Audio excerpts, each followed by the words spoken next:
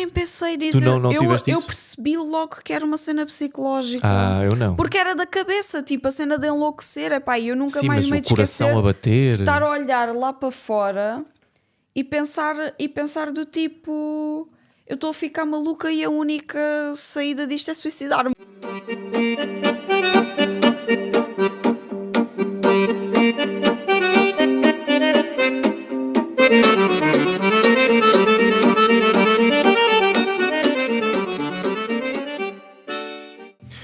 Alô, bem-vindos ao podcast Esclarecido.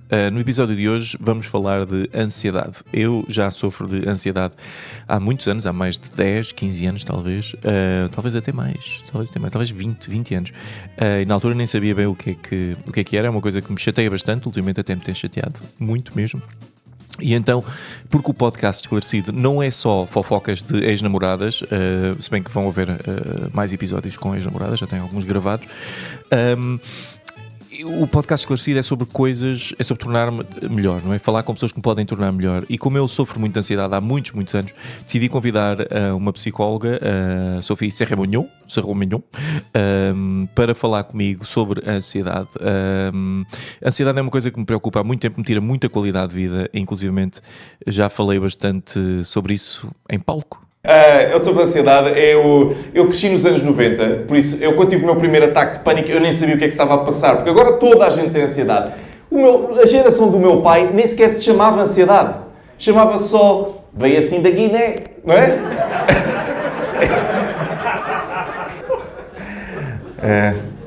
Mas então eu estou medicado agora por causa da ansiedade, estou medicado. E comecei a tomar um medicamento e eu perguntei ao psiquiatra, mas isto tem algum efeito adverso? E o psiquiatra disse, não, quer dizer, pronto, atrasa o orgasmo um bocado. E eu pensei, não é assim tão mal, não é, miúdas? 3 dias é demais, 3 dias é demais. E como é que se diz o teu nome? Sofia, não é? Mas Serumenho ou Serromenho? Não, Serumanho. Em Serumanho. português é Serumanho. Em ok. francês é Sorromeno. As pessoas chamavam-te lá Sophie Serromenho? Serromenho? Eles não conseguem dizer Sorromeno. Ok. Eles não conseguem fazer o nho. Sim. Sorromeno. Estou a dizer Serromenho, são muito limitados, os franceses são muito limitados. Então, olha, estás pronto? Como é que estás a sentir agora? Qual é a tua... Eu gosto sempre de perguntar às pessoas como é que se estão a sentir antes disto começar. Como é que estás? Estás a sentir-te Perfeita. bem? Estás tranquila? Calma, chill, serena? okay. Mindful. Mindful. Ok, até agora tenho-te a dizer que foste a pessoa que apareceu mais bem vestida para este podcast. Normalmente as pessoas vêm de fato de treino ou pijama. Mas isto é o meu pijama. É tem um ar muito confortável. Tem um ar muito confortável. Então, olha, eu vou falar para a câmara um bocadinho e depois vamos embora, ok? Bem-vindos ao podcast Esclarecido, em que eu, David Cristina, que sou uma péssima pessoa, um péssimo pai, um péssimo amigo, não sou um bom namorado, não sou totalmente inclusivo e não sou muito bom com o ambiente, tento ser uma pessoa melhor e para isso convido pessoas que são melhores que eu, que me vão ajudar a ser um ser humano, espero eu, melhor. E hoje tenho aqui Sophie Serromenho, ou em português Serumanho, ou em Algarvio Serumanho, que... É verdade, a minha família toda do Algarve. Tu és Algarve? És do Algarve? Não sabia. Todos algarveus. Olha, ok, já se vê que é boa gente. Sophie Serumanho, tu és psicóloga e és, não sei se és uma personagem da internet, ou seja, tens um following grande. Eu não sei se devo dizer influencer que as pessoas levam hoje. Eu não sou influencer, mas tens Podes considerar. Podes considerar. És uma influencer de saúde mental, ok? Eu não me importo com os rótulos. Não te importas com os rótulos. Estás muito tranquilo, estás muito zen. Temos que ver se eu consigo escavacar isso para ver o que é que está aí. Se o nome de quem tem muitos seguidores no Instagram é influencer, então que seja. Que sejas uma influencer. É isso. Então é isso. É bom, e é bom, não é? Porque influencer significa que tu influencias as pessoas. Portanto, eu espero estar a influenciar positivamente as pessoas. Vamos ver. Em algum sentido. Vamos ver no decurso deste podcast se me influencias a mim positivamente. E tu trabalhas na área da saúde mental, és psicóloga, tens formação em psicologia. Qual é a tua formação já agora? Estudaste cá? Então, eu tenho licenciatura em psicologia pela Universidade de Lisboa, portanto, Faculdade de Psicologia da Universidade de Lisboa, a clássica. Okay, este ano tenciono inscrever-me no doutoramento. Não faças isso. Não faças isso, é horrível. Mas sim, mas o doutoramento. Tens doutoramento? Tenho, e não foi. Eu digo-te, eu nunca vou bater num filho meu. O meu filho pode-me dizer que quer ser artista, quer ser cantor, quer ser o que ele quiser, e eu nunca lhe vou bater. Mas se ele me disser que quer fazer um doutoramento, vai levar tanta porrada. Opa, é sério, foi das fases mais difíceis da minha vida. Foi fazer o doutoramento. Mas sim, mas eventualmente na tua área pode ser que seja diferente. É obrigatório porque eu quero ser professora de faculdade. Ok. Pois, então tens mesmo que fazer. E já sabes sobre o que é que vai ser o teu doutoramento? Sobre o que é que vai ser? Sei. Queria investigar o impacto da microbiota na saúde mental. Ok. E porventura desenhar um protocolo de probióticos, prebióticos, etc., que sejam complementares ao tratamento da ansiedade e da depressão. Isso são, para quem não sabe lá em casa, para quem não sabe, a microbiota é o conjunto de bactérias que vivem dentro do nosso intestino. E que fazem parte do eixo intestino-cérebro, ok? Sim. Portanto, por exemplo, para quem não sabe, nós precisamos de serotonina, que é a hormona da felicidade, não é? Para estarmos bem, estarmos felizes, por assim dizer. E essa hormona é segregada 90% pelo nosso intestino. Ok. Portanto, são essas bactérias que produzem, que segregam a serotonina, que depois circula pelo cérebro e circula pelo corpo todo, não é? Mas tu dirias que é através do eixo intestino-cérebro que surgem as ideias de merda? Desculpa, pá, tinha que ser. Eu não podia deixar, peço desculpa. Não podia deixar passar. É um bocado, não é? Não, mas isso por acaso é uma área que tem surgido cada vez mais, a ideia de como o microbioma pode afetar não só o sistema neurológico, não é? O nosso cérebro, mas também o sistema imune e uma série de outras coisas.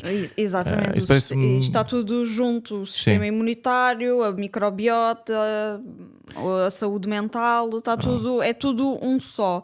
E pronto, e agora tem sido uma área de investigação cada vez maior, em maior expansão, e eu gostava de ir por aí porque acho que faz todo o sentido. Eu acho que vai haver muita gente depois de ouvir este podcast que vai fazer cocó, olhar para a sanita e tentar perceber se está ansiosa ou deprimida com base no aspecto da sua fezes. Ou na ausência das suas fezes, porque quem é preso dos intestinos, ou quem tem síndrome do intestino irritável, ou quem tem problemas em fazer cocózinho, muitas das vezes está associado a problemas de saúde mental, de ansiedade, depressão, portanto... Pois, até porque eu quando tenho vontade de fazer... Bom, vamos lá. E tu és próxima dos teus pais? Sou muito próxima dos meus pais. Tenho uma muito boa relação com os meus pais. Como é que eles te estragaram? O que é que eles fizeram que te estragou? Que todos os pais estragam, não é? De alguma maneira. Todos os pais fazem muitas coisas boas, mas todos os pais estragam. Como é que eles te estragaram a ti? Resposta honesta. Sim, claro, então. Então, resposta honesta. Eu sinto que eles me colocaram durante muito tempo dentro de uma bolha. Sim. De uma redoma. Eles protegiam-te? Sim. Ou seja, eles nunca foram sobreprotetores no sentido de... como é que eu ia te explicar? Eles nunca foram aqueles pais tipo, tu vê lá. Sim, não vais, não corras, não saltes, não fazes. Não eram nada pais galinha, zero, mas eram muito do tipo contra que eu explorasse mais o meio. Por exemplo, se eu quisesse fazer um Interrail, arranjavam sempre uma forma de eu não ir. Okay. Mas não diziam que não queriam que eu fosse. É tipo só, não vais. Porque... E depois, mas porquê? Porque eu não quero. Ok, então, mas nem sequer então era uma coisa mais autoritária, nem sequer inventavam desculpas, não é? Não, porque aquilo está tudo cheio de homens holandeses que não tomam banho, não era isso? Exatamente, não era nada disso, era só porque eu não quero. E então eu tive uma vida que eu sinto muito privada de coisas normais de adolescente, tipo ir a festivais. Sim, sair à noite. Esquece, sair à noite esquece, dormir fora de casa esquece. Namorados lá em casa, esquece. Pronto, esse tipo de coisas. E é por isso que agora andas na galdeirice, não é? E é por isso que eu agora Agora, todas as noites estás no Lux, no mínimo, toda nua. Sempre. Nem usa, por acaso hoje trouxeste roupa porque eu te pedi, mas mas não tinha vindo nua. não, mas fora de brincadeiras, quando os pais fazem isso, não é? A mim aconteceu a mesma coisa, a minha mãe também era muito, muito controladora. E eu no liceu não fazia nada, eu sou de Portimão, não fazia nada, não saía de casa. Não é? E quando me apanhei na universidade, meu Deus, aquilo foi o descalabro total, porque essa é a consequência que muitas vezes as pessoas não percebem quando estão a ter esse comportamento com os filhos, é que os filhos eles vão fazer aquilo. Ok? E se as pessoas não os deixam fazer aquilo de uma forma saudável ao longo do tempo e no momento certo, eles vão fazer mais tarde. No meu caso não foi isso que aconteceu. E no caso de muita gente também não é. Ou seja, não disparam. Ok. Ficam do género, ok, foi esta a verdade. Porque imagina, se calhar tu cresces do tipo, ai, que chato, não deixam.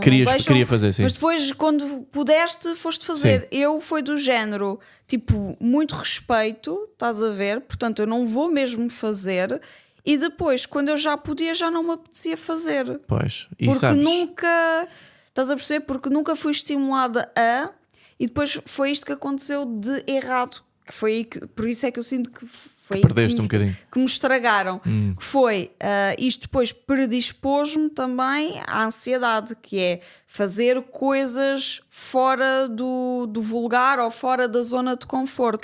Isso causa-te ansiedade. Sim, eu sou. Agora não tanto, porque já trabalhei bastante nisto, mas depois eu sinto que foi isto que me deixou muito mais retraída a sair da zona de conforto. Por exemplo, fazer um Erasmus, uma coisa que era completamente impensável. Eu lembro-me da minha mãe um dia falar do que é fazer Erasmus, tipo, então e se eu quisesse fazer Erasmus? Ela, não fazes. Não, aquilo é só drogados. Aquilo é drogados no mas a comboio. cena é que não diziam isso. Não, mas era o que eles Era pensavam, só não é? não.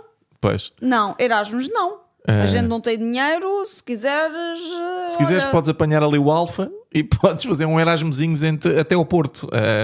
Sim, não. E como nunca fui estimulada a sair da zona de conforto, era do género, pronto, do tipo aquela crença de que, pronto, estar em casa é aquilo que me compete e é o melhor para mim. Que aliás é o não lugar há- das mulheres, não é? O lugar das mulheres. Na cozinha, na sobretudo. cozinha, idealmente na cozinha só. Idealmente Sim. na cozinha. Ah, Mas eu acho que foi por aí que me estragaram, que depois com terapia e etc, Sim, trabalho interno, depois eu fui percebendo o impacto que isto teve ao longo da minha vida e enquanto adulta, e que me deixa muito mais bloqueada, por exemplo, se eu quiser fazer, por exemplo, eu até gostava de viver no estrangeiro, sim.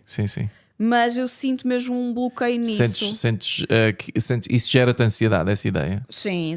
Opa, sim. temos tanta coisa para falar sobre ansiedade. Aliás, acho que vai ser o tema de hoje. Olha lá, se eu tivesse que explicar ao meu filho de 7 anos o que tu fazes, como é que eu explicaria, ou como é que tu explicarias ao meu filho de 7 anos? Não tem que ser ao meu filho especificamente, ao meu filho de 7 anos, qualquer criança de 7 anos. Se tivesses que explicar, como é que tu explicarias o que tu fazes? Olha, boa pergunta. Porque eu não trabalho com crianças. Então eu sinto que falta-me aqui um bocadinho de... A linguagem. Mas explica-me a mim como se eu fosse burro, então. Que sou um bocado. Eu estou a tentar pensar mesmo criança. Ok? Como é que eu diria? Por exemplo, como é que eu vou explicar aos meus futuros filhos, quando eles forem pequeninos, Sim. o que é que a mãe faz? O que é que a mãe faz, exatamente? Então, a mãe trata da cabeça das pessoas. Mas que vais lá escarafunchar, como é que fazes? É porque eles vão pensar logo que Pois é. porque eles veem desenhos animados, eles vão pensar que tu pões aqueles pensos gigantes à volta da cabeça das pessoas. Então, eu converso com as pessoas para perceber quais são os problemas delas e tentar ajudar a solucionar esses problemas. Ok, isso é melhor. Tu dirias que tentas fazer as pessoas felizes? Não. Eu tento, até porque o que é ser feliz? Eu tento ajudar a pessoa a encontrar o caminho dela para ela ser autónoma e responsável e independente nas suas tomadas de decisão, que por consequência eu creio que vai a tornar mais feliz. Ok. E o que é ser feliz para ti? Porque eu não sei, é porque eu genuinamente é uma pergunta que eu acho que eu não sou. eu acho que sou algumas vezes, mas eu acho que eu não sou uma pessoa super feliz. Mas gostava de ouvir, falando contigo, que és psicólogo e que pensas seguramente muito sobre isto, o que é ser feliz? O que é que tu considerarias? Porque ser saudável é uma coisa, ser feliz é outra. O que é que tu considerarias ser feliz, uma pessoa feliz? Olha, eu vou-te dar a mesma definição quando me perguntam o que é saúde mental. Para mim, ser feliz não é a ausência de tristeza, nem é a ausência de emoções desagradáveis ou coisas negativas. Sim. Para mim, ser feliz é um estado que é basal, que é latente, ok? Sim. E, portanto, pode ser permeável a coisas negativas. Portanto, tu podes estar extremamente irritado ou até triste e seres feliz. Ok. Porque é um bocado o estado tipo, médio. Porque é um estado basal, Sim. ok? E esse estado de felicidade acontece quando tu estás a viver de acordo com os teus valores, quando o trabalho que tu tens também vai de acordo com os teus valores, ou com a pessoa que tu és, sentes-te integrado, sentes-te valorizado no teu trabalho ou em casa, nas tuas relações amorosas e nas tuas relações de amizade. Portanto, eu acho que a felicidade se encontra quando tu te sentes satisfeito, quando sentes que as tuas necessidades estão satisfeitas na maior parte das áreas da tua vida, trabalho, relações, contigo próprio. Eu acho que a felicidade é isto. Mas tu disseste uma coisa muito gira aí, que foi quando vives de acordo com os teus valores. Tu achas, eu já vivi muitas vezes e muitas situações, nunca vivi completamente fora dos meus valores, mas já vivi muitas situações em que estava fora dos meus valores e não me apercebia que o estava a fazer. Tu achas que há muita gente a passar por isto e achas que as pessoas passam por isto porque nem sequer sabem quais são os seus valores? Sim. Sim. E isso é um dos pilares que eu trabalho com os meus clientes, que é as pessoas claramente não estão a viver de acordo com os seus valores, mas não têm essa consciência. E temos que ampliar aqui a consciência. A pessoa tem que refletir sobre o que é importante para ela, o que é que ela defende, para que a vida dela seja de acordo com isso. Porque muitas das vezes as pessoas que se sentem infelizes ou que se sentem deprimidas ou sentem que há qualquer coisa que não está bem na vida delas, é porque não estão a viver de acordo com os seus valores. Sim. Eu vou, exemplo prático, por exemplo, pessoas que traem numa relação. Este é um bom exemplo. Eu já traí.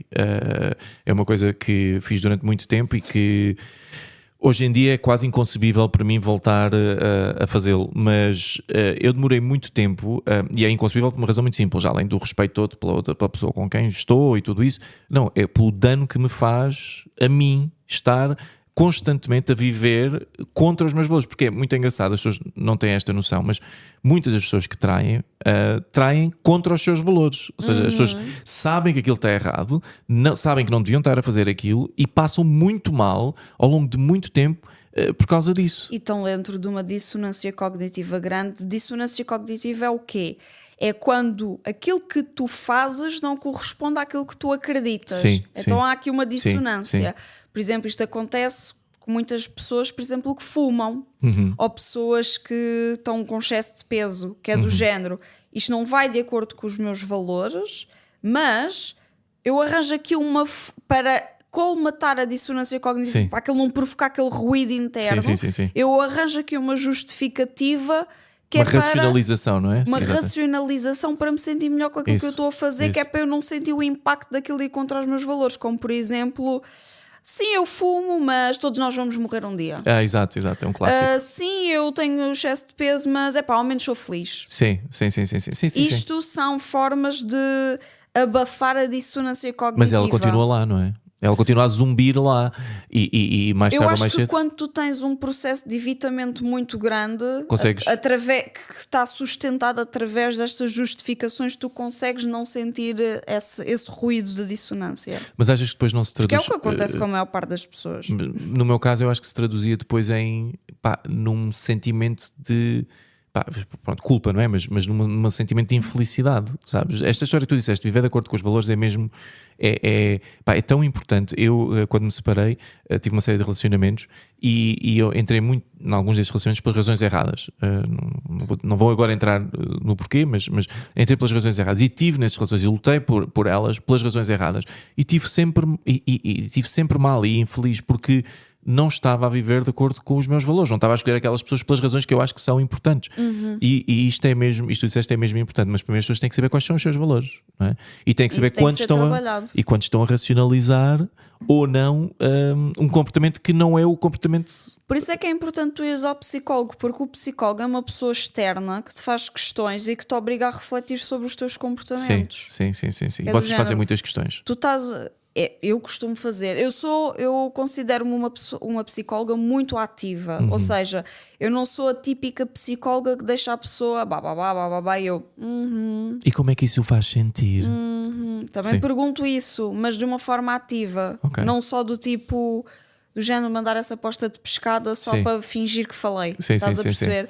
E muitas das vezes os meus clientes procuram, porque pelo Instagram percebem, porque a maior parte das pessoas que me procura é porque se identifica comigo pelo Instagram. E percebem que eu sou uma pessoa que sou muito diretiva, sou muito ativa, sou muito... e procuram por isso, e muitas das vezes dizem: o meu antigo psicólogo era uma pessoa que era do género, só estava lá a falar. Sim, ele estava lá a jogar Sudoku. E esta sensação de eu só estou a falar. Eu só ia para lá para falar. E é do género, claro que a terapia é toda sobre o diálogo, é toda sobre tu falares.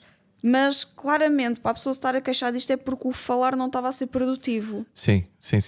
Tem que haver.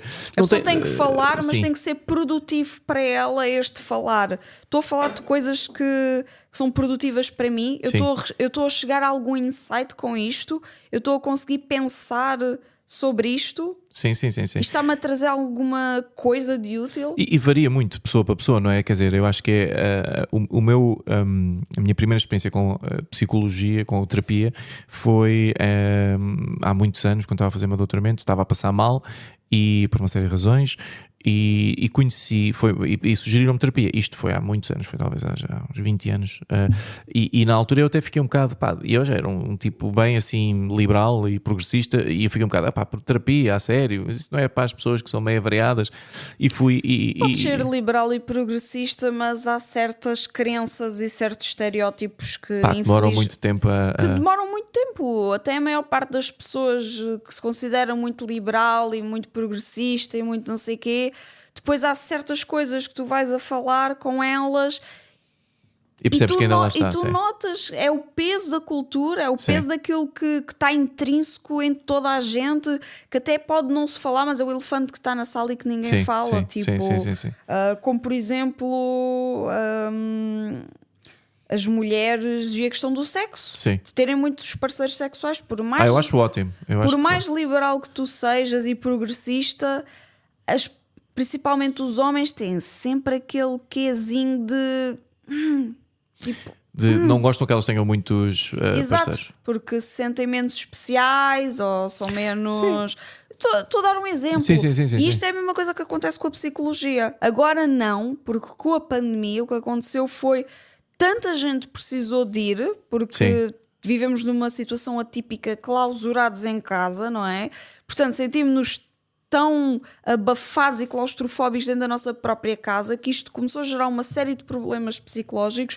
Começámos a ir e esta coisa da psicologia começou-se a disseminar e agora até é trend.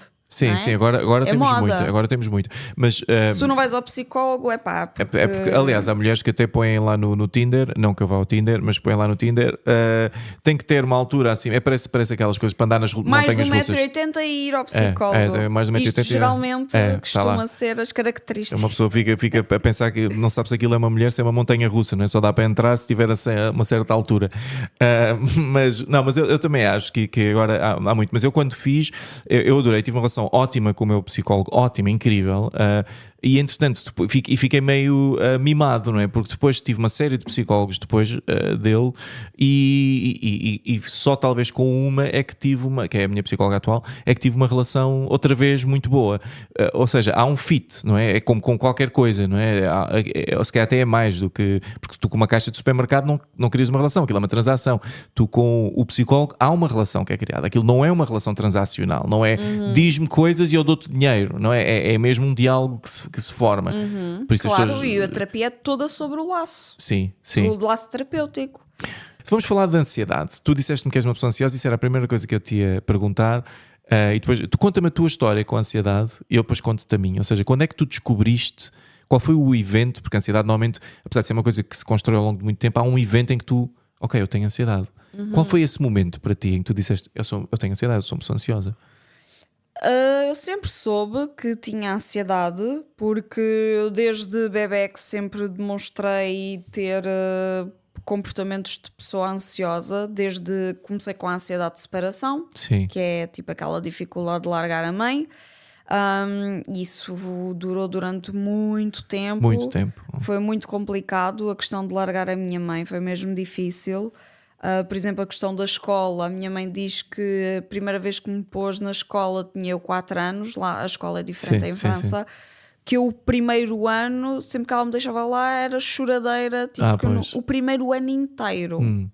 Sim, Tipo, sim, isso é dramático. É dramático. Depois, mas lá está, como eu já tinha esta estrutura, não é? E depois o facto também de me prenderem, sim, só fez que ficasses mais. Exato, por isso é que eu digo que foi isso que me estragou. Tiveste ataques de pânico alguma vez? Sim, mas já lá vamos. Ok. Depois isso foi melhorando. Com a adolescência eu sinto que se tivesse tido pais mais liberais, provavelmente a ansiedade não se teria manifestado ou tão cedo, ou não se teria manifestado desta forma.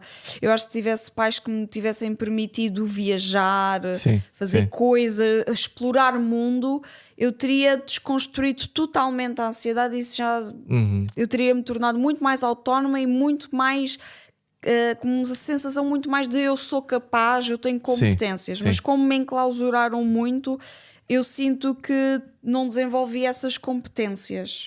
Né? E fiquei muito tipo, pois em casa, a minha família. Pois a tua bolha pais, fica cada vez mais pequena, não é? Exato, uma bolha muito apertadinha. E eu sempre senti essa bolha muito apertadinha, o que é um problema, não é? E sempre senti que havia qualquer coisa aqui que não estava bem. Quando é que eu comecei a perceber que as coisas não estavam bem?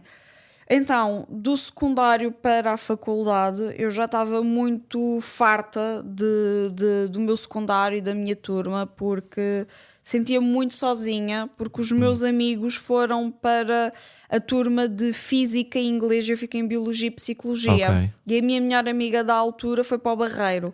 E então eu senti-me muito sozinha. E então eu comecei a desenvolver uma grande ansiedade de eu quero ir para a faculdade. Eu quero ir para a faculdade. Eu quero sair. Querias te ir embora e voltar para construir uma nova rede de amigos. Exatamente. Só que esta ansiedade tornou-se patológica. Tipo, isto tornou-se numa coisa que... comecei a ter sintomas de depressão. Portanto, chorava todos os dias.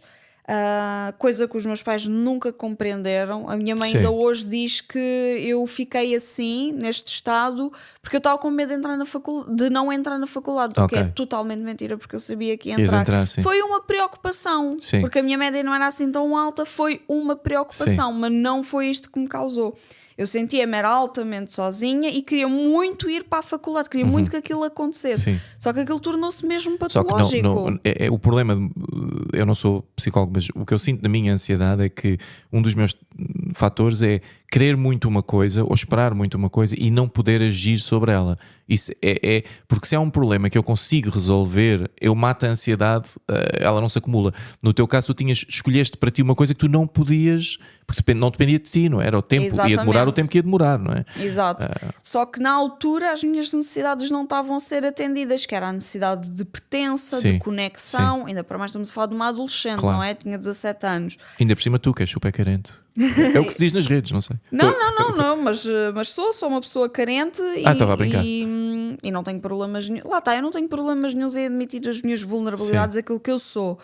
Não vou dizer agora assim, está-me a apetecer dar-te um abracinho. Agora sou super despegada, não sei o quê. Não sou despegada, eu sou mesmo carente, eu preciso dos outros, eu preciso de conexão, eu preciso de sentir que tipo os meus amigos e que tenho pessoas que me amam, que eu amo essas pessoas. E não acho que isto seja um defeito, é uma característica. E é super fofinho também, agora você até fiquei com vontade de dar-te um abraço. Mas então depois chegaste ao nível, depois começaste... E então... O problema é que isto tornou-se patológico, que é um problema. Comecei a sentir-me deprimida, comecei a sentir-me a chorar todos os dias for no reason. Já não me apetecia tomar banho, não me apetecia sair de casa, emagreci 7 quilos. Nem tudo é mau então. E depois eu cheguei ao pé da minha mãe e disse: pá, eu acho que estou com depressão, tipo, isto Sim. não é normal, eu acho que precisava de ir ao psicólogo. E a reação que eu tive, porque lá está, os meus pais não são galinha, Sim. são tipo, tu não fazes, mas também não me protegem, Sim. que é chamada ambivalência. Sim, não é? sim. Estás demasiado presente, mas ao mesmo tempo não estás assim tão Sim. presente. Ao qual ela me respondeu: epá, isso são birras e fitas da tua cabeça quando estás na faculdade, isso passa. Clássico, sim. E é verdade, e passou. Depois Mas eu entrei, passou eu entrei por outra razão, não eu é? entrei na faculdade e fiquei maravilhosa. Só Sim. que teve sequelas, manteve sequelas. Porque eu estava deprimida e por estar deprimida eu comecei a ter ansiedade. Depois comecei Claro. a ter insónias, depois não dormia, depois comecei a sentir muita ansiedade e comecei a desenvolver. E depois foi aí que eu tive o meu primeiro ataque de pânico. Como é que foi o teu? Conta. Olha, foi no cinema de São Jorge, Espetacular. no evento Motel X. Ui, que é um evento de terror. Exatamente. Pá, mas aí faz algum sentido. Tinha 18 anos, já tens 18 anos quando entras para a faculdade. Fui com o meu namorado da altura, mais um amigo. E eu estava ansiosa porque andava tipo. Porque andavas ansiosa. Porque andava sim, ansiosa todos os dias. Claro. Todos os dias eu estava numa pilha de nervos. Sim. E fomos e lembro-me que as luzes baixaram. Sim. Estás a ver? Começámos as curtas, começaram as curtas e eu começo a sentir-me esquisita. Sim. Mas não sei o que é. Claro. Estás a ver? E começo-me, tipo, a barriga está estranha, Sim. começo a sentir frio no corpo todo. Sim, nos braços. Não é? Sim. Mas eu tenho muito nas pernas. Sentes muito nas pernas?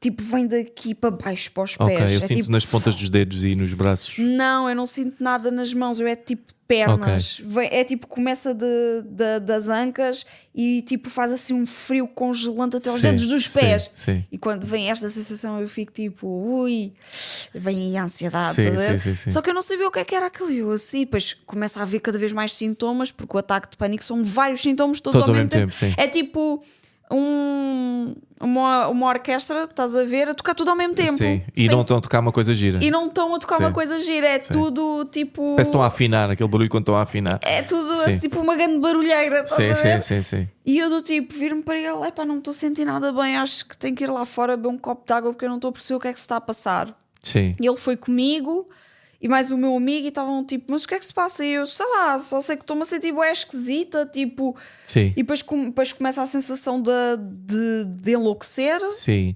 e a cena de morrer. E como tu não sabes o que é, tu começas a sentir que realmente tens um problema de saúde grave que te pode matar, não é? Na altura nem pensei nisso. Tu não tiveste eu isso? percebi logo que era uma cena psicológica. Eu não. Porque era da cabeça, tipo a cena de enlouquecer. Epá, eu nunca Sim, mais mas me o coração esquecer a bater. de estar a olhar lá para fora e pensar do tipo, eu estou a ficar maluca e a única saída disto é suicidar-me. Boa. Olha, essa nunca me aconteceu. Pensei isto, tipo, eu estou a ficar maluca e parece que a única forma disto parar é eu matar-me. Tu mataste, sim. Não, a ansiedade há alturas E que tu comecei pensas. a andar tipo de um lado para o outro e depois Sim. aquilo do nada tipo vai desaparecendo e depois tipo perguntar, mas o que é que foi isto? E eu não sei. E tu não ficaste depois com medo de ter ataques de pânico? É uma coisa recorrente que é, eu tenho isso, não é? Que é, tu tens o teu primeiro, aquilo é horrível, e tu passas a ter medo de ter o teu segundo, e então a partir daí isso torna-se um trigger para o próprio ataque de pânico. Felizmente sim, mas não tive medo de sair de casa, porque depois há pessoas, não sim, é? sim. Que foi depois o segundo episódio que me aconteceu. Eu não desenvolvi medo de sair de casa. Foi Ok. tipo, ok, tenho medo de voltar a ter um ataque de pânico, mas não condicionou assim tanto a minha vida, até Sim. porque eu depois comecei a faculdade e tudo ficou fixe. Ok. Depois, passado 5 anos, eu estava na melhor fase da minha vida, juro por tudo. Melhor que esta? Eu estava, porque esta ainda tem tipo as sequelas da ansiedade. Sim. Eu estava numa fase que eu estava-me a sentir tipo, pá, A rainha disto tudo. Sim. Estava mesmo fixe, andava a correr bué, pá, corria tipo 10, 11 km, uma coisa que eu achava que nunca na vida iria Sim. conseguir. Pá, sentia-me a rainha bué empoderada. E uma vez fui correr e do nada, pá, começo a sentir um cansaço bué da grande, Sim, não sei o sim, quê. Eu também estava a fazer dieta na altura porque queria ficar toda seca, cheia de abdominais, não sei o quê. E eu começo a sentir um cansaço, tipo, péssimo. Eu assim, ai, acho que vou voltar para casa. Hoje não consigo fazer 10 Sim. km. Opá, mas vou fazer 5, está-se bem, está ok. Sim. Volto para casa e a meio, tipo, começo a sentir, tipo, fica tudo branco. Estás a ver? E eu sinto, ok, isto é hipoglicemia, de certeza. Começo a sentir tudo branco. E eu, em vez de pensar em parar, eu tipo, não, porque eu ainda vou desmaiar para aqui, tipo, eu vou, mas é continuar Correr para mais. casa.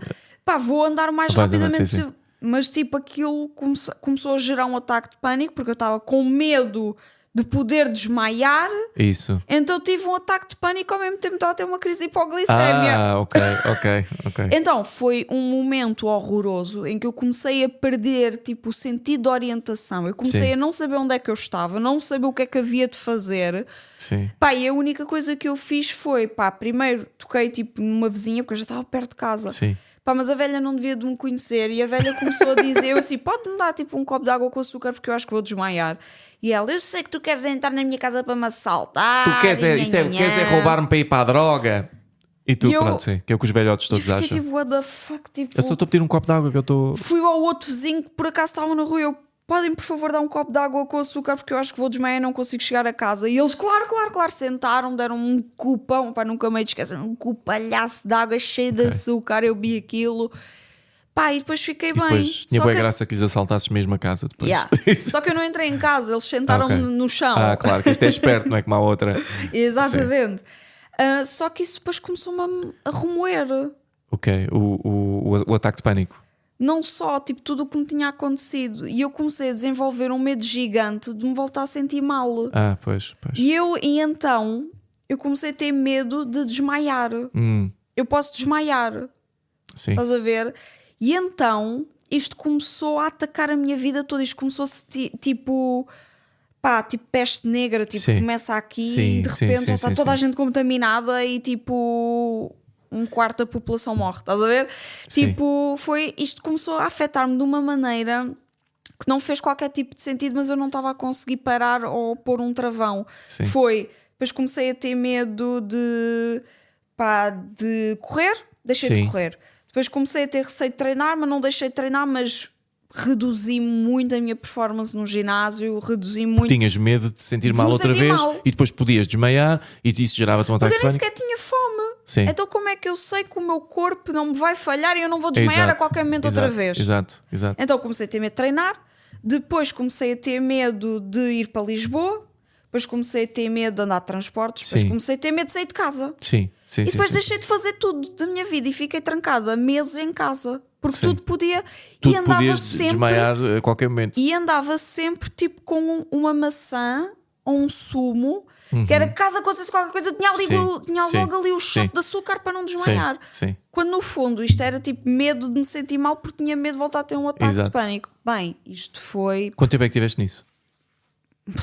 Tive muito tempo, tive meses sem sair de casa. Depois comecei a sair de casa porque depois ninguém me percebia. Depois Sim. diziam-me: pois, mas estás com esses problemas, tens é que sair de casa para combater esse medo. E eu tipo, foda-se, mas eu não consigo. Não é assim que funciona, sim. Mas eu não consigo. Sim. Depois eu sentia tipo um cansaço brutal o dia inteiro. Depois comecei a desenvolver insónias. Depois Sim. comecei a sentir-me deprimida outra vez. E eu, fogo, isto é tipo outra Sim, vez sim, tudo. sim, Outra vez, sim. passado 5 anos, outra vez isto tudo. Depois eu preciso ir a uma psicóloga, cala, tu estás com birras e és tu a Sim. dramatizar tudo outra vez, porque a minha mãe está sempre a dizer que eu... É verdade, eu dramatizo um bocadinho, mas para ela tudo é dramatização. Sim. E então nada Mas estavas daquilo que eu fechada em casa há sinto... 3 meses também não é drama, não é? Se estás fechada em casa. Não, ela dizia que isto era uma forma de eu não trabalhar porque eu era preguiçosa. Ok, está certo. Está certo. Eu adoro os meus pais e Sim. já os perdoei. Sim. Eles não percebiam e não percebem, e é o que é. São outras gerações também não têm o mesmo contacto Mas com a foi saúde muito mental. duro porque ninguém me percebeu. E depois lá tive um amigo meu que me apoiou e que foi Sim. tipo, pá, foi mesmo fundamental na minha vida. E ele é que teve a paciência, porque ele teve mesmo muita paciência. E eu lembro-me da minha mãe tentar sair comigo e tipo, olha, vamos ali. Eu, mãe, eu não consigo, vamos Sim, voltar para trás, sim. que eu não consigo. E ela assim, para com essas merdas. Enfim. E esse meu amigo teve mesmo muita paciência. E conseguiu sair contigo. Exato, e ele assim, queres ir aonde? Escolhe tu. E eu, olha, vamos àquele café. E tivemos naquele café, Sim. até eu me senti bem. Ele, queres ir a mais algum lado? Eu levo-te. Fomos a mais um sítio, pá, divertimos. E foi com ele com o carinho dele e com a compaixão dele e com a paciência Sim. dele que eu comecei a permitir-me sair. Depois comecei a tomar medicação, porque eu desenvolvi insónias, mas insónias muito graves. Estamos a falar tipo 3 dias inteiros sem dormir durante meses. Ao ponto da luz e o som me fazer confusão. Sim. Tipo, foi uma coisa Isso gravíssima. Foi gravíssima. Ou seja, tu tiveste uma crise de... Eu tive crises de ansiedade. Quando mas eu digo nunca... que tive ansiedade, eu tive Tiveste ansiedade a sim, sério. sim, não, sim. não é... Ai, sim. Não, Sim. não, afetou a minha vida. Eu Sim. deixei de trabalhar. Eu estava a Sim. fazer a tese. Era a única coisa que eu conseguia fazer. Eu não conseguia trabalhar. Eu não conseguia sair de casa. Os meus amigos queriam ir à praia comigo. Eu deixei de ir à praia. Sim. Eu estava confinada ao sofá da minha sala. E depois estas coisas é muito engraçado, que quando tu te começas a limitar, só fica pior, não é? Eu tive O evitamento é o que torna tudo pior. Sim, tu estás a dizer a ti próprio que não podes, que és incompetente Sim. e que és incapaz e que tu não consegues e fazer. a tua bolha fica cada vez mais pequena. Eu há uns tempos eu tive 2 grandes episódios de ansiedade, daqueles que estás a descrever, não foram tão longos, mas coisas que me limitaram muito. E o último foi antes do meu divórcio, foi antes do Covid. Eu vinha de uma altura de muito trabalho. E pá, eu sabia que vinha o que aí vinha, ainda entrei para o psicólogo, comecei-me a medicar, mas já não fui a tempo, não é? Ainda levei uma série de ataques de pânico violentíssimos uns a seguir aos outros, ao ponto de ter que ficar em casa acamado, porque se me levantava desmaiava.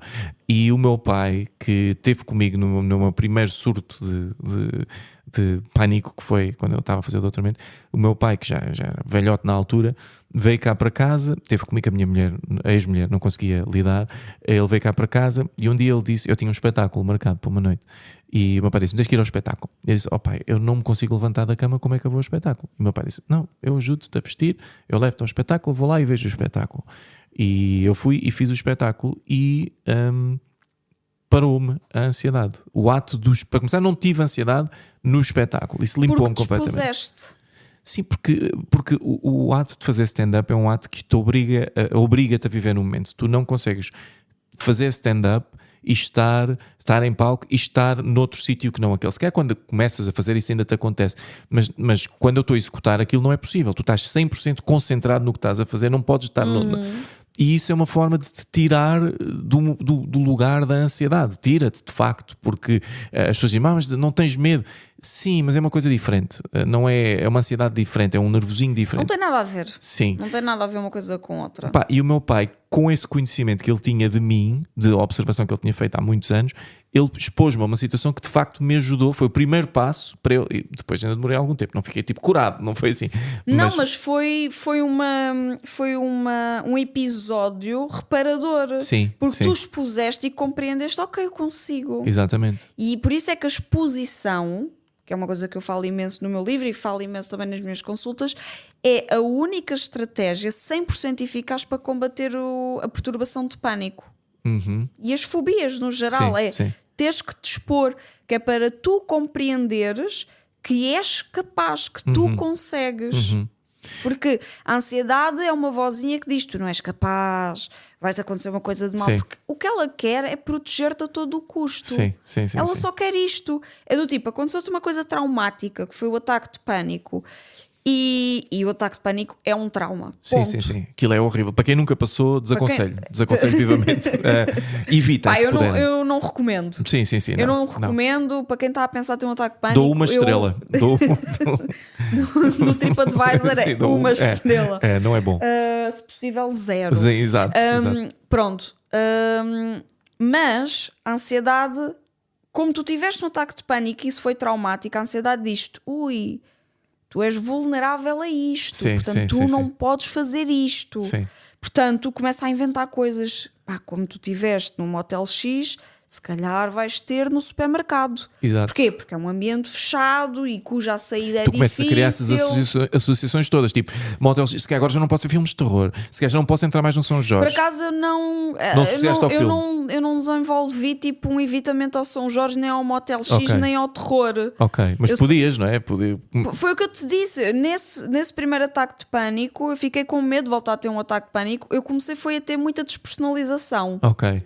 Foi uma altura de, quase diariamente tinha despersonalização. O que é despersonalização? É uma sensação horrorosa em que tu parece que sentes que a tua alma sai de fora do corpo e te observas fora do corpo. Já me aconteceu um bocadinho isso. Já me aconteceu. Mas é eu uma tinha sensação... mesmo episódios de despersonalização, pá, que durava muito tempo. É que tu ficas desligado de ti mesmo, desligado, não é? parece tipo estás a sair para fora. Sim. Só que eu na altura estava a estudar, estava na licenciatura, primeiro, segundo ano, e falava-se muito de ansiedade e de como intervir na ansiedade e coisas assim. Eu lembro-me perfeitamente da minha professora a falar disso e eu pensar, ok, eu tenho é que fazer mais e estar ok com isto, para isto. E então eu consegui aprender a estar com a despersonalização a ponto dela completamente desaparecer. E é isso que acontece também com a ansiedade. Mas lá está. Esta ansiedade não me prejudicou da forma como o segundo episódio, porque o segundo episódio minou a minha vida toda. Sim. Minou Sabes a minha vida toda. toda. O meu segundo é muito engraçado. Estas experiências são muito parecidas. E eu não esperava, já agora, quando vinha falar contigo, não esperava que nós tivéssemos experiências tão parecidas. O meu primeiro episódio foi quando fiz ecstasy. Eu nunca tinha feito drogas e estive num grande festival que é o Burning Man. E pensei, se há algum sítio para fazer, vou fazer. Pronto. E experimentei ecstasy e tive um ataque de pânico. É a única pessoa na história do mundo a tomar ecstasy e passar mal. Pronto. Não, é um estimulante. Pronto, tem tudo para correr mal. Sim, mas já agora é ótimo. Fora o ataque de pânico, aquilo realmente é fantástico. Nunca mais fiz. Mas fiz ecstasy e tive um ataque de pânico. E depois, e não sabia o que era, mas tive um ataque de pânico. E depois foi com o meu segundo ataque de pânico que aconteceu uma noite que eu tomei um medicamento que os americanos têm, que a gente não tem cá, que se chama NyQuil, que é uma coisa que eles tomam quando estás muito constipado, que é um cocktail de montes de coisas, mas entre as quais está uma coisa que te mete a dormir. Que é então a ideia daquilo é quase como a aguardente aquecida que a gente tomava no Algarve quando estava constipado. Tu metes o NyQuil para dentro, apagas, no dia a seguir acordas, estás porreiro. Só que aquilo, como tem aquele sedativo, também é uma coisa meio esquisita. Eu acordei à meia da noite a sentir-me sedado, a sentir-me super descontrolado, tive um ataque de pânico, deitei-me no chão do meu quarto, lembro perfeitamente, chamei a ambulância, porque eu sou o rei de chamar ambulâncias quando tenho ataques de pânico. Chamei a ambulância, levaram-me para o hospital, a senhora deu-me um Xanax ou lá o que é que foi, e eu fiquei bem. E foi esse segundo ataque de pânico, não foi o primeiro, foi o segundo ataque de pânico que me minou completamente a vida. E depois passei a ter muito medo de ter ataques de pânico durante muito tempo. Sabes o que é que me ajudou? Foi o meu psicólogo que me disse, e tu diz-me se achas que isto faz sentido para ti ou não, e que eu já dei este conselho a outras pessoas e elas dizem que os ajudou. Espero não estar a dar um conselho errado. O que ele me disse foi: da próxima vez que vier um ataque de pânico, sentires que ele vem, deixa-o vir. Diz tipo, não digas, é bem-vindo, ele que venha, abraça-o. Porque o que ele me disse foi que quando tu fazes isto, ele não se consegue desenvolver. E a verdade é que quando eu comecei, vem um ataque de pânico, então venha. Ele não vem. Ele não consegue vir. Porque o ataque de pânico, ele só é desenvolvido porque tu ficas com ainda mais medo de ter disso. um ataque de pânico, exatamente. Ou seja, é do género, tu começas a ter sensações de ansiedade, ficas preocupado, ao ficares preocupado tens mais sintomas. Sim. Depois ainda fica mais preocupado, sintomas, é tipo assim uma espiral que sobe até culminar no ataque de pânico. Exatamente. Portanto, o truque é este. Por isso é que eu falo muito do mindfulness e da aceitação no meu livro e no tratamento da ansiedade, porque é do género, quando tu permites, tipo, quando tu tratas a ansiedade por tu e não como tipo, Sim. quando tu é tipo, ok, eu vou permitir-me sentir isto, ok, eu estou a sentir no meu caso eu estou a sentir este frio nas pernas, ok, eu estou ansiosa e então eu consigo estar com isto. Sim, não vai acontecer isto nada. É uma sensação do meu corpo, tal como se eu estivesse engripada também iria ter outras sensações. Eu não vou lutar contra isto. E muitas das vezes, quando eu tinha ansiedade assim mais intensa, era assim que eu lidava. Eu lembro-me um dia estar assim, tipo, quase à beira assim, de uma crise de ansiedade e tipo pensar para mim, eu vou permitir só sentir. Sim. E desapareceu. E desaparece, pois claro. Claro que isto requer muito esforço mental e treino mental para tu conseguires aceitar, porque o teu corpo diz-te para tu evitares. Aliás, o teu corpo naturalmente rege-se por pilares como mais vale prevenir do que remediar. Isso. Ou seja, evita e não faças, foge. E protege-te, não é? Mais vale prevenir do que remediar, protege-te, foge, evita. Portanto, quando tu sentes coisas desagradáveis, a tua reação natural é não o faças. Eu acho que a ansiedade tem montes de coisas para conversar, muita coisa para conversar, e é um tema que afeta cada vez mais pessoas, o que é chocante. E tu falaste agora em mindfulness e eu acho muito engraçado. Eu estava a falar com uns amigos sobre isso, que é mindfulness. No meu tempo, eu cresci nos anos 90, não é? No meu tempo não havia mindfulness. Mindfulness é esperar pelo autocarro, tipo, queres estar mindful e tipo, nós não tínhamos telemóvel. Mindful era combinar uma coisa com o amigo e ele chegar meia hora atrasado. Tinhas ali meia hora de mindfulness, percebes? Em que estavas a olhar para um bichinho da conta. E eu sinto que há coisas que se estão a passar agora que não são claramente boas para a saúde mental. Eu não sei quais são, há muitas teorias, mas temos um aumento muito grande de problemas de saúde mental e distúrbios de ansiedade que não podem ser só explicados com maior sensibilização das pessoas. É de facto agora a maior diagnóstico e ainda bem, mas isso não é a única explicação. Nós temos os miúdos, temos uma taxa altíssima de miúdos dos 13 anos, entre os 13 e os 17 anos, acho que estavam a dizer, no outro dia estava a ler que era um em 3 tinham distúrbios de ansiedade. Isso é muito, muito alto. O que é que tu achas que está a causar isso? Os telefones, as redes sociais, a internet, as redes sociais... Para já, por duas coisas, eu vou só salientar duas coisas que eu acho que são as maiores causadoras. Claro que há mais, mas eu acho que são as duas causadoras, que é o uso excessivo de telefone. Sim. E o que é que acontece com o uso excessivo de telefone? Tu deixas de ter capacidades de mindfulness e estás constantemente hiperestimulado. Sim. E portanto o teu estar natural é muito mais acelerado, muito mais ativo, do que era sim. Estás sempre ativo, sempre ativo. E a outra coisa é a comparação excessiva. Sim. Estás sempre a olhar para a vida dos outros. Tu estás sempre a ver pessoas que são mais bonitas do que tu, que têm melhor corpo do que tu. Isso é difícil, no meu caso isso é... Que têm mais sucesso do que tu. E isto faz com que depois o escrutínio que existe na internet, a política de cancelamento, isto tudo são motivos para ganhar ansiedade. Sim. Então já viste, tu estás hiperestimulado, pai, desde os teus 5 anos a estar no tablet, a ver vídeos e não sei o quê. Só consegues, tipo, o teu normal é estar sempre a ver vídeos a dizer. Sim. Tu já não consegues fazer uma refeição só olhar para o prato. Comer só olhar para o prato. Não, eu tenho que estar a comer, mas tenho que estar zombie a não olhar. Consegues estar contigo, não consegues estar contigo um bocado. Não consegues estar quieto. Sim. E até nós adultos já sentimos isso. Tu imagina o que é uma criança que não conhece outra realidade sem ser esta. Sim, que o cérebro forma-se pronto para um mundo que é assim, não é? O meu cérebro formou-se num mundo que era bem diferente e eu mesmo assim padeço bastante deste mal. Eu fico super estimulado com alguma facilidade e eu tem a ver com a maneira como eu trabalho. Eu sou uma pessoa que trabalha depressa e relativamente pouco tempo. E eu chego ao fim do meu dia de trabalho e não consigo desligar o meu cérebro. Estou super estimulado. Sim, mas eu acho que isso é mesmo muito preocupante. Eu tinha aqui uma série de situações que queria partilhar contigo, numa rubrica que eu vou chamar No Enfrenta à Turma, que são situações que geram ansiedade. E eu queria te perguntar como é que lidamos com estas situações. São situações reais. Algumas aconteceram-me a mim, outras aconteceram a pessoas que eu conheço. Esta situação. Um amigo meu, chamemos-lhe César, porque é o nome dele, ele estava numa teleconferência com toda a sua empresa, uma empresa grande, multinacional, e aquilo tinha uma zona em que as pessoas estavam todas lá fisicamente e depois havia uma série de pessoas que tinham ligado por câmara à conferência.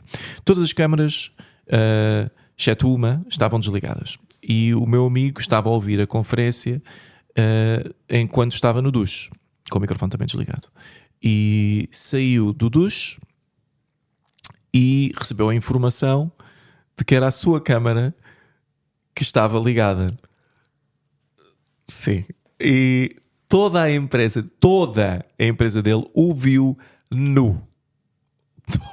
A empresa dele o viu nu. E informaram, disseram logo, conseguimos ver-te. Pronto, e ele desligou a câmara. O que é que tu achas? Esta é a situação. Depois já digo o que é que ele fez. Esta é a situação. O que é que tu achas que ele deveria ter feito? Ou o que é que tu terias feito numa situação desta? Eu teria cometido suicídio imediatamente. Não, primeiro tinha ido à empresa, tinha pegado fogo àquilo tudo, eu tinha morto toda a gente da empresa, depois tinha-me suicidado a mim. Sim, teria feito isso. Opa, eu sou uma pessoa que dificilmente sente vergonha alheia. Okay. Ou vergonha desse tipo de coisas.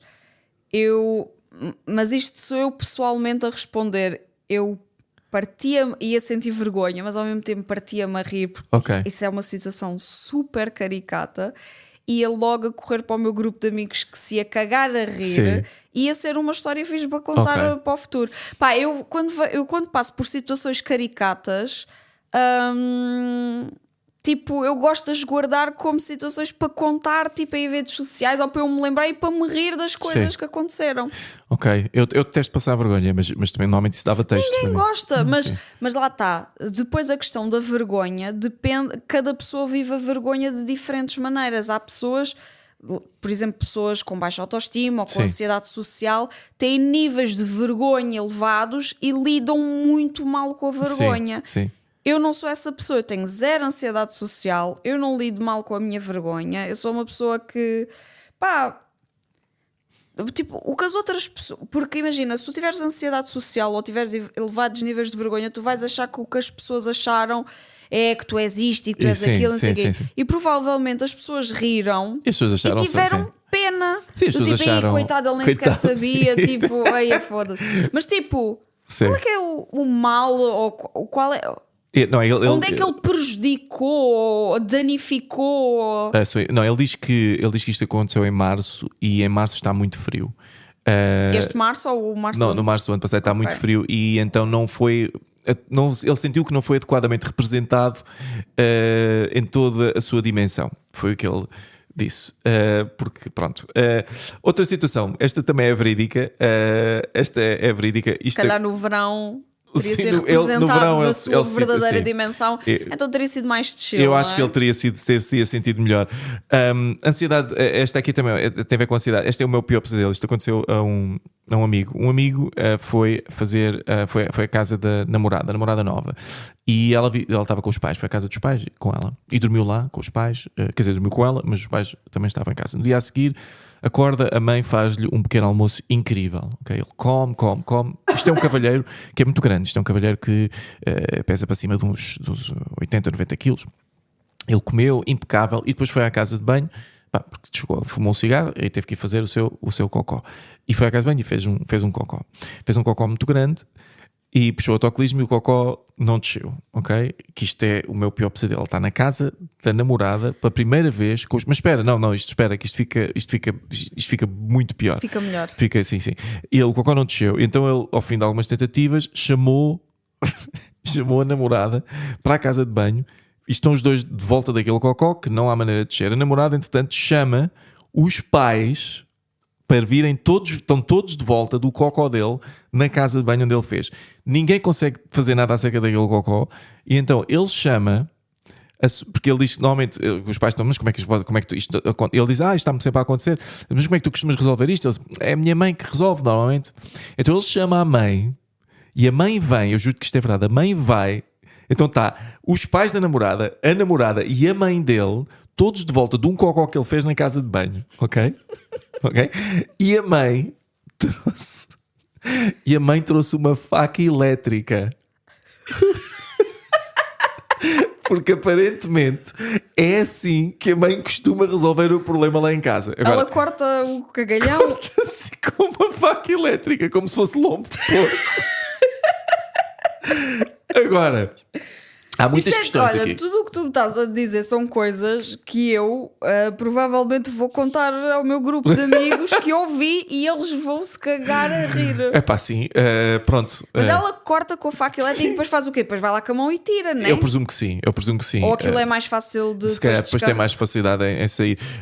Mas eu tenho várias questões acerca desta história. Tipo, para começar, isto claramente é um tema que surge recorrentemente porque ela já tem um método, não é?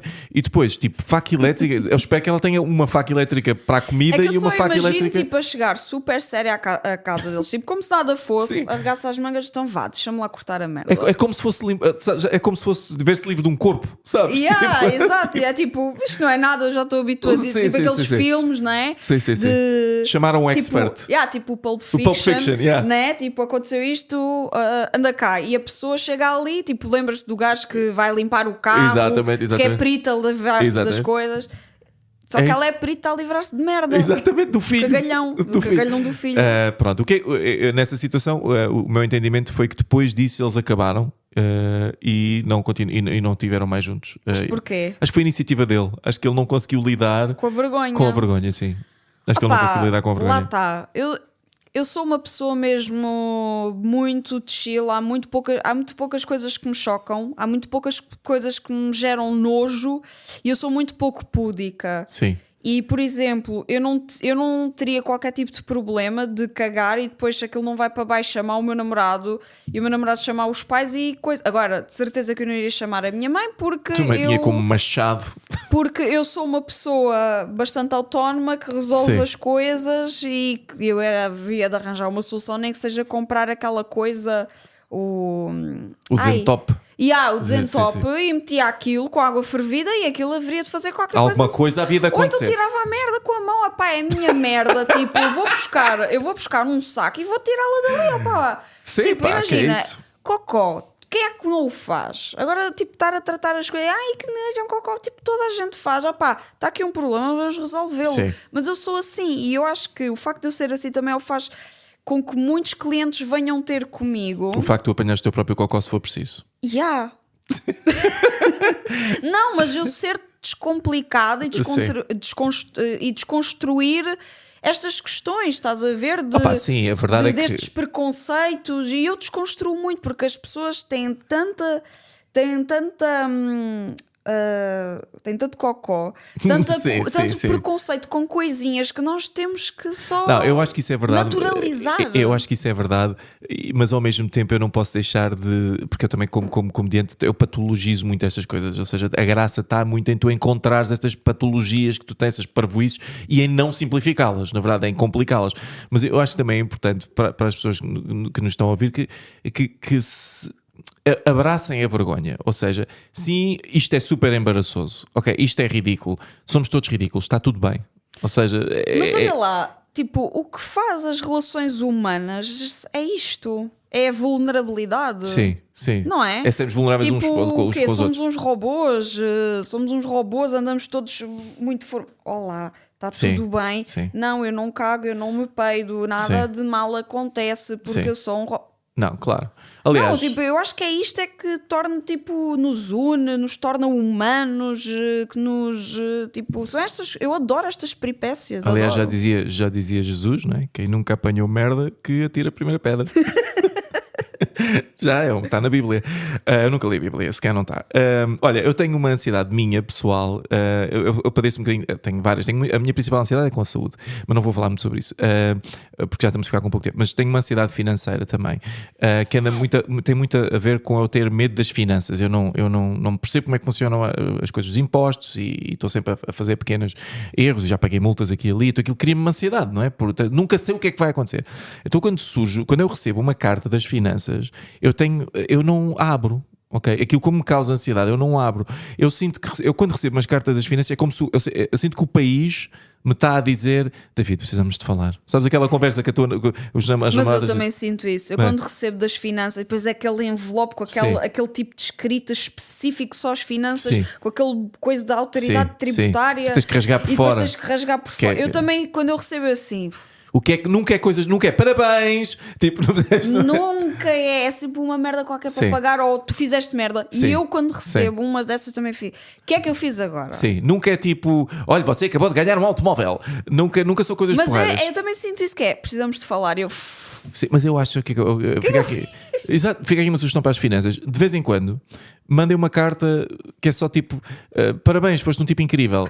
Percebes? Que a gente, se eu receber uma dessas, fica: se calhar está aqui, vou abrindo, percebes? Que até não é má. Porque o problema é que depois eu não abro. E claro, a consequência, e atenção pessoal, aí em casa, a consequência de não abrirem uma carta das finanças é muito pior do que abrirem a carta das finanças, não é? Por isso, eu quando não abro, depois eventualmente acabo por pagar uma multa qualquer estúpida porque não abri a carta, não é? Esta é a minha... Não abres de toda a carta. Não, houve umas que nem nunca abri, ainda estão ali. Tem pai 15 anos. Não, mas entretanto tenho a minha situação regularizada toda. Ouviram, senhores das finanças? Mas está tudo regularizado. Mas sim, mas é um comportamento, mais uma vez, de evitamento que é estúpido, é irracional, não serve para nada. Mas isto resolve-se fácil, tipo, tem uma contabilista a trabalhar para ti. É o que eu estou a fazer agora. Pronto. Outra solução que, para quem não quer ter contabilista, é pedir a alguém, um amigo, a namorado, ok, que abra a carta por ele. Porque isso para mim funciona super bem. Contabilista. Sim, o contabilista custa dinheiro. Mas eu tenho uma contabilista ótima. Mas sim, A minha contabilista é fantástica quando recebo uma carta das finanças, mas eu não sou a pessoa que faz o evitamento, eu não sou esse tipo de pessoa, eu sou aquela pessoa que é, tens alguma coisa para falar, então vá, vamos resolver agora. pois agora. tu é o contrário, não é? Então abri, deixa-me já ver que merda é esta, o que é que eu fiz de mal? Tu lidas com a ansiedade, atacando-a agressivamente. Eu lido com o evitamento. Mas são as duas estratégias. Não, eu ataco. Mas eu aprendi a fazer assim. Sim. Porque eu também, durante muito tempo, foi evitamento. Claro que eu ainda faço evitamentos, sou um ser humano imperfeito, portanto faço. Não é? Também tenho a minha amígdala que diz: não, evita. Mas eu aprendi a atacar agressivamente porque é do tipo, tu já bola sabes para a frente. Tu já sabes como é que isto funciona, tu já sabes qual é a lógica, já sabes a ciência, portanto, let's go. Mas também tem a ver com a minha personalidade, sou bem impulsiva e agressiva, mas pronto. Bom saber. Vou levar porrada no final deste podcast. Olha, eu tenho uma pergunta, eu faço sempre uma pergunta difícil aos convidados, e a pergunta difícil que eu tenho para ti é: se tu não achas que há um risco da terapia nos estar a tornar mais egoístas, mais isolados ou demasiado independentes. Atenção, estou a falar daqui terapia em excesso, não é? Obviamente eu acho que a terapia é uma coisa ótima e não quero deixar isso em causa. Mas eu percebi o que é que tu me estás a perguntar e eu penso logo na resposta, que é terapia mal feita. Terapia mal feita pode se tornar mais egoísta. Terapia mal feita, porque a terapia não é suposto ser, e eu tenho um post para lançar sobre isso, que é quando te dizem tens que ouvir as tuas necessidades ou tens que te colocar em primeiro, não é do tipo os outros não interessam. Sim. Ignora as necessidades do outro, ignora que os outros existem e foca-te só em ti e naquilo que tu acreditas e manda foder tudo. Desculpem lá a expressão. Sim. Não é nada disso. Isto está extremamente errado. E isto é uma coisa que se anda a disseminar muito nas redes sociais e nas páginas de psicólogos. É por isso que eu tenho esta ideia de que deves te concentrar só em ti, não é? Sim. Isto é uma mentira. Sim. Isto é uma mentira. E se tu fizeres terapia errada, sim, tu vais acreditar, então se calhar que é isto. E eu tenho muitos pacientes que vêm ter comigo porque se sentem sozinhos e acham que têm um problema por se sentirem sozinhos, quando realmente estão sozinhos. Tipo, eu tenho malta que tipo, não tem amigos ou tem um amigo, não tem namorado e passa o dia enfiado em casa a trabalhar em teletrabalho. Depois vem até a mim a dizer que têm um problema, que são muito carentes e que têm que aprender a gostar de estar com eles próprios de serem independentes e serem mais independentes. E eu digo-lhes: não está nada de mal contigo próprio, tu não estás a ouvir as tuas necessidades e estás a tentar te tornar num robô. Este é que é o problema que tu precisas trabalhar. Tu precisas de socialização porque nós somos seres sociais, tu precisas de amigos, tu precisas de hobbies e precisas de sair de casa. Mas tu disseste agora uma coisa que é muito verdade e tocaste num dos meus temas de romantizar o excesso de independência e de autonomia. O ser humano não foi feito para isso, nós não somos lobos solitários. Parem com essa porcaria. É um dos temas de embirração que eu tenho, que levei muito, isto aconteceu muito depois de me separar, que as pessoas dizem: não, David, tu tens que aprender a estar sozinho. Sim, mas eu não gosto de estar sozinho, eu gosto de estar com pessoas. Mas David, tu tens que aprender a estar sozinho. Assim, eu posso gostar do que gosto, posso gostar de socializar com pessoas, posso gostar de estar com outras pessoas, é o que me preenche. E isso irritava-me muito, porque a mim também me irrita as pessoas que vêm com essa romantização de tu tens que gostar de estar sozinho, quase que parece que tipo, estão a infantilizar que tu tens que adorar ser ermita. Sim.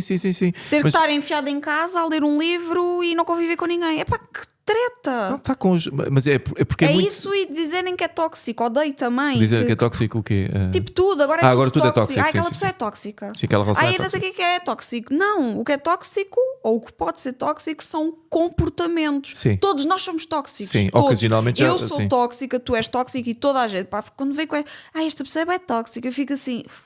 Sim. E tu estás comido com as merdas que lês nas redes sociais. As palavras, outra palavra que também está a perder força é trauma.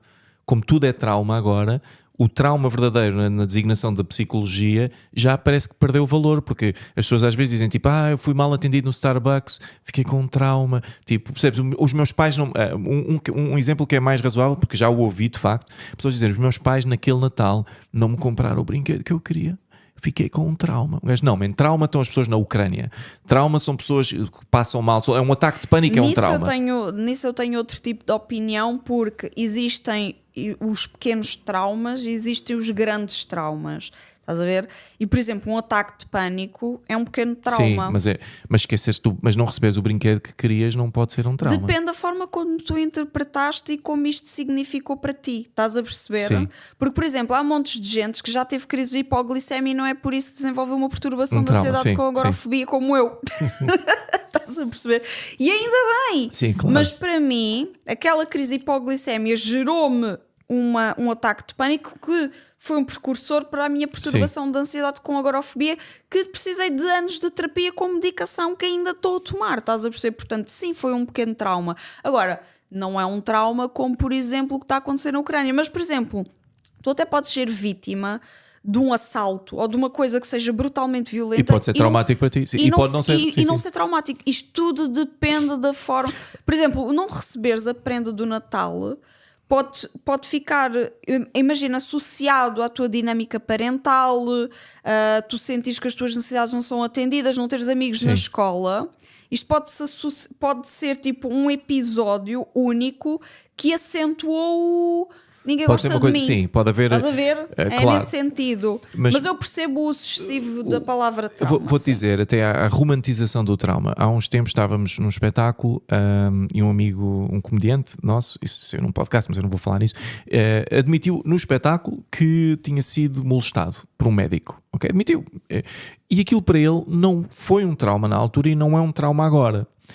Mas as pessoas no painel queriam à força que aquilo fosse um trauma.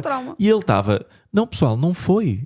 Tipo, eu não estou a desvalorizar o que me aconteceu, estou só a dizer, para mim não foi um trauma. Trauma depende da forma como tu interpretas a coisa. Sim. É assim que eu vejo o trauma. Eu vejo o trauma, não a coisa em si, do tipo, isso não é trauma. Trauma é seres violado, trauma é seres assaltado, trauma é o que acontece na Ucrânia, trauma é o que acontece agora na Palestina, não é? Trauma é a maneira como tu lidas com o que te acontece. Trauma é a marca, a ferida que isso deixa em ti. Exato. Por exemplo, eu já ouvi por exemplo, lá está, eu tive uma crise de hipoglicemia e aquilo foi altamente traumático. E eu posso-te explicar o porquê. Porque eu a vida toda, tipo, sempre ouvi coisas como: se tu não comeres, podes desmaiar e desmaiar. Claro. E desmaiar é horrível. Desmaiar é tipo, eu sempre ouvi a minha vida toda, tipo, professores, a minha mãe fez muito medo com isso, estás a ver? E tipo, se tu não comeres, tu podes desmaiar e desmaiar. Como se fosse tipo, desmaiar pior que a morte. Sim. E então, como eu senti aquela sensação de desmaio, eu pensei, oh meu Deus, a pior coisa do mundo vai-me acontecer, que é desmaiar. Porque se calhar tivessem banalizado a vida toda o desmaio, para mim está-me a cagar, estás a ver? Mas como aquilo, tipo, eu senti mesmo na iminência da pior coisa da vida. Por isso é que isto foi tão traumático e a interpretação que eu fiz foi tipo esta catástrofe gigante. Porque para outra pessoa qualquer isto é tipo, pronto, e quase desmaiando, está-se bem. Não desmaia, é o que interessa. Sim, há muita gente que não tem esse trauma. Então, diz-me uma coisa. Ainda bem, é ridículo. Mais uma pergunta divertida. No que é que tu és pavorosa, atroz, terrível e abominável? Ou seja, qual é a característica acerca de ti que tu querias mudar ou mudavas se pudesses? E não quero cá conversas de não sou demasiado amiga dos meus amigos. Não quero cá essas coisas. Quero uma resposta sincera.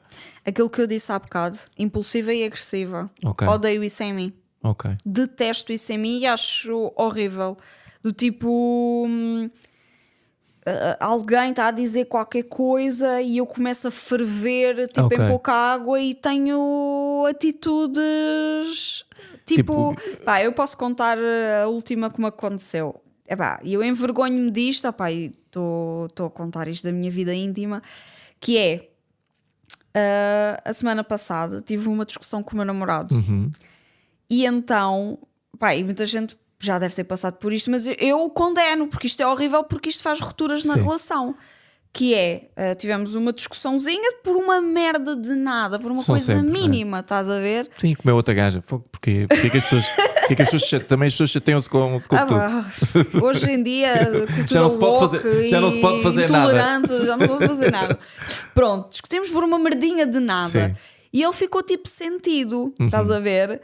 E depois ele diz-me assim: Pois, nós somos pessoas muito diferentes. Eu estive a refletir e não é só isto. E eu interpretei isto tipo... Pá, não acredito que ele vai vir com a conversa de vamos acabar porque Sim. somos diferentes, não sei o quê. Tu virem para ele e disse assim: olha, já não tenho paciência mais para as tuas merdas, Ui. acabou aqui, vem buscar já as tuas coisas cá à casa. Ou seja, tu fizeste isso porque achavas que ele ia acabar contigo. Exatamente. E depois o pior Ai meu Deus. é que eu até arquivei as fotos nossas do Instagram e fiz unfollow e tirei-o dos meus Fizeste isso seguidores logo tudo? Em quanto tempo? em 5 minutos. Ai, que E ele, claro, ficou tipo: what the fuck? O que é que você está a fazer? Em 5 minutos, isso é incrível. Não, mas isso devia. Eu acho que tu tens aí um recorde do Guinness. Acho que tu tens um recorde Tenho. do Guinness. E eu odeio isto em mim. Sim. Eu odeio isto em mim. Sim. Odeio. E eu acho que isto é um defeito horroroso. Foste do 0 aos 100 Sim. muito rápido. Sim, Ok. sim. E eu tenho esta tendência em agir desta forma agressiva e impulsiva, que eu acho que é horroroso, porque cria rupturas, estás a perceber? De uma Sim. forma completamente desnecessária. Claro que eu fiz isto, caí em mim, Sim. e depois fui a pessoa mais assertiva do universo. Ele chegou lá à casa com a mala, Sim, coitado. abre a porta, começa tipo a tirar os sapatos, eu Coitadinho. assim: para de fazer isso, vamos conversar decentemente, vá embora. E depois tivemos uma Sim. conversa, falámos horas e horas e horas e resolvemos as coisas como é lógico. E eu odeio isso em mim. Sim, mas isso de facto cria rupturas. Claro que queria, isso isto é uma rupturas. parvoíce e é de uma falta de maturidade enorme. A cena Mas tem muita graça. Não, Em não 5 tem. minutos bloqueaste, arquivaste as fotos, coitado. Não apaguei, não Não, por apaguei. pouco. Não apaguei porque eu pensei: Ah, isto ainda tem volta. isto ainda tem volta, portanto não vou apagar, não vou ser tão dramática. Ok. Mas desarquivei logo, tipo, tiveram arquivadas 1 hora. Ok, sim, não, isso é incrível. Não, isto foi Adoro. ridículo e eu quero mesmo, porque depois os meus amigos, lá está, a minha família é toda assim. Sim. E eu. É Só tipo, algarvios. tipo, Mano, que é isso? Que é isso? tipo- Arquiva já aí as fotos. é tipo a língua, mas Sim. é isto. Eu dou um curso de comunicação assertiva, ok? E eu já fui pior do que isto. Ok. Imagina, eu já fui pior do que isto. Esfaqueaste-lhe o gato. E eu já fui pior do que isto. E entretanto eu já melhorei. E por exemplo, eu consigo ter conversas tipo muito assertivas e claras e Sim. empáticas, não sei o quê. Só que às vezes há certos triggers que despertam isto em mim, Sim, estás a ver? sim. O que é que eu ia dizer? Pois, a minha família é assim. E quando tu te habituas a uma linguagem que é assim, Sim. por exemplo, há muitas famílias que a linguagem é de passividade. Claro. Tu não podes mostrar as tuas opiniões porque és egoísta, tu Sim. não podes fazer porque isto é mau, e as pessoas tornam-se passivas, que é exatamente o meu oposto. Como na minha família é tudo assim, não é? Esta é a linguagem materna. Sim. Então, para ser fluente em linguagem assertiva, é todo um trabalho que eu tenho e que eu estou a ter e que eu estou a ensinar também às outras pessoas. Por isso é que isto me torna boa a ensinar comunicação assertiva a pessoas passivas. Porque tu és bastante assertiva. E também ensinas o atalho para eles porem logo Eu sou assertiva na generalidade. Há certos triggers que eu me torno agressiva e que isto, claro, causa rupturas, porque na agressividade tu não estás a querer resolver, tu só estás a querer atacar a outra pessoa. Exatamente. Porque tu te sentes atacada, que foi isto que aconteceu. Eu senti que ele me estava a atacar, a dizer que somos pessoas diferentes e que ele ia começar com uma conversa de... E tu cortaste logo as perninhas. não. Não há cá. Antes que me abandones, abandono-te a ti. Olha Olha, bem, agora. ora bem, era o que faltava. O que é uma imaturidade. Mas Sim, sim, pronto. eu já fiz isso, eu já fiz isso. Quem não? Que eu não, eu já fiz tanta. O que é que eu não fiz? Olha, a última coisa que eu te ia pedir eram dicas e ferramentas práticas para a malta aí em casa. Eu chamei esta rubrica porque é que o David é burro e como é que vamos ajudar o David a ser menos burro, porque isto também se aplica tudo a mim. Mas dá-me aí 2 ou 3 ferramentas práticas que as pessoas que estão neste momento a sofrer de ansiedade, e já falámos muito sobre ansiedade, já descrevemos ansiedade, as pessoas neste momento, depois de ouvir este podcast, muitas delas já sabem que estão a sofrer, se não sabiam, neste momento já devem saber. 2 ou 3 técnicas básicas que as pessoas podem usar para resolver um ataque de pânico, ou alguma coisa que costumes recomendar.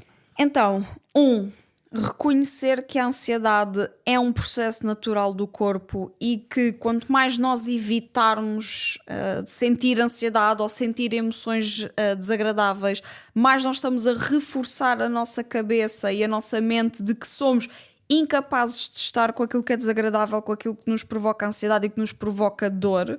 Portanto, permitir entrar, expor-nos a situações que nos provoquem ansiedade. A exposição é mesmo importante. Portanto, mas exposição com pés e cabeças, Sim, não sim, é do sim. tipo, eu tenho medo de andar de avião, tenho pavor, vou já pegar... Vou tornar-me piloto, não é? Sim. Exato. Mas ir expondo devagarinho, porque a exposição realmente é aquilo que faz com que desconstruamos a ansiedade e que nos mostramos a nós próprios, ok, eu até fui capaz, eu até sou capaz de lidar com isto. E a terceira é escrever mesmo, porque a escrita tem um efeito mesmo terapêutico, escrever mesmo uma carta para ti próprio em que te acalmas e que estás a falar com o teu lado ansioso e que és compassivo com esse lado ansioso e contigo próprio. Fazes um cartão do tipo... E dizes, olha, não estejas nervoso, és muito agir, David. Isso é o que eu escreveria. És bué gato. Do género, eu percebo que tu estejas ansioso e que isto provoca um ataque de pânico, mas tu és mais do que isto. Tu Sim. consegues superar, tu consegues estar com isso, tu estás seguro no teu corpo. A ansiedade só te está a querer proteger, mas tu tens que conseguir responder, tens que conseguir desafiar a ansiedade. Tipo, escrever... E há técnicas mesmo da terapia cognitivo-comportamental que dizem mesmo escrever cartões de normalização ou cartões de tranquilização e andar com eles na mala. E depois lês a ti Sim. mesmo, uma coisa que tu Sim. escreveste para ti mesmo. Sim. David, O escrever... ajuda. Tipo, formaliza uma coisa, torna a coisa palpável. Uma coisa é dizer. O dizer é só uma ideia, mas quando tu formalizas, as coisas tornam-se reais.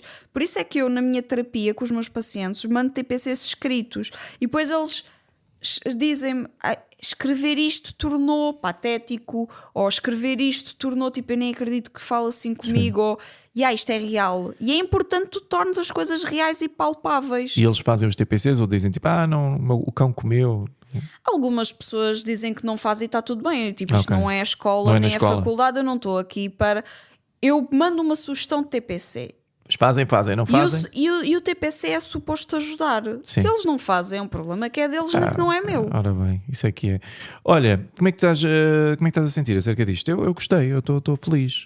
Tu gostaste Estou bem, disto? sim. Gostaste? Foi leve, foi relaxado. Sentes-te melhor agora ou no princípio? Ou estás igual? Não, estou bem, estou melhor. Eu sinto que nos conhecemos melhor e aprendemos aqui umas coisas. Isto foi útil para as pessoas. Eu estou muito satisfeito.